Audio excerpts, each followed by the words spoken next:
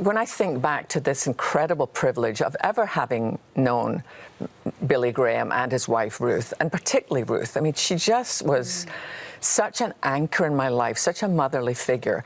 And the thing that, I mean, I'd met her before because I used to sing at the Billy Graham Crusades in England, and so I'd met her, and she was always kind. But it was after I'd spent a month in a psychiatric hospital.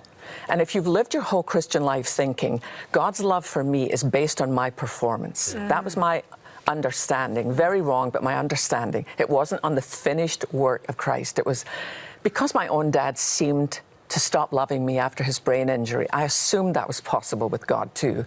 So I was going to get it all right. So when you end up in a psychiatric hospital for a month, and I felt so lost and so alone, and once I get out of the hospital, Ruth calls me and says, listen, you know, Bill's off doing a crusade. I want you to come to Montreat, and I want you to stay with me for a few days.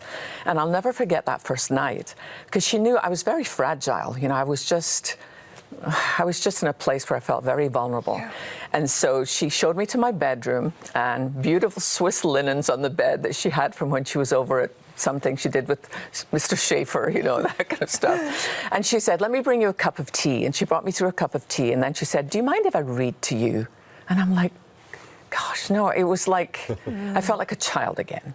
And she sat on the end of the bed and she read me this story from a book called Beside the Bonnie Briar Bush, which she then signed and sent home with me. And it's all about this Scottish man who is a very religious man, and he has a daughter, and after the wife's death, the daughter starts to rebel a little bit. But the father is so harsh, there's no grace. There's just, here's a list of things you do to make God love you. And if you break any of them, forget it. And she's had it, and she leaves and goes to London. And he takes this thing in Scotland, like my grandmother had this. You have a family Bible. It's usually on the middle of the table. And, you know, all the names of the new children as they're born and the grandchildren and the dates. Well, Lachlan McLaughlin, the father, takes his pen and he rubs out the name of his daughter. Like, you are no longer my daughter. Wow. You're not pleasing to God, so you're not pleasing to me. And then a lady from the church comes over one night and says, you know, have you heard from your daughter? And he opens the Bible and says, look. And she says, Lachlan, if God treated you the way you've treated your daughter, we would all be lost. And God, in that instant, in that glorious way the Holy Spirit can do, when it's like he holds up a mirror and you suddenly see yourself in all your sinfulness. So he breaks and he lights a lamp and he leaves it in the window in case his daughter ever comes home.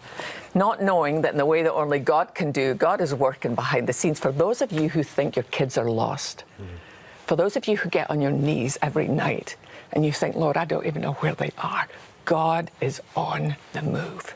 And that's what's happening with this girl in London. You know, she's miserable and wretched, and she finds herself outside a church, and she creeps into the back, and she hears this message about the grace of God, and she thinks, what if that could be possible for me? And she decides to take a risk, and she goes all the way back home, and as she's walking across the hill, she sees a light in the window. And she runs into her father's arms, and he writes in the booklet that night, my darling daughter lost on found, and puts the new date in. And that's what Christmas is all about. We're all messed up. We're all lost. But when you've placed your trust in Jesus, he writes your name in the Lamb's Book of Life, and nobody gets to touch it.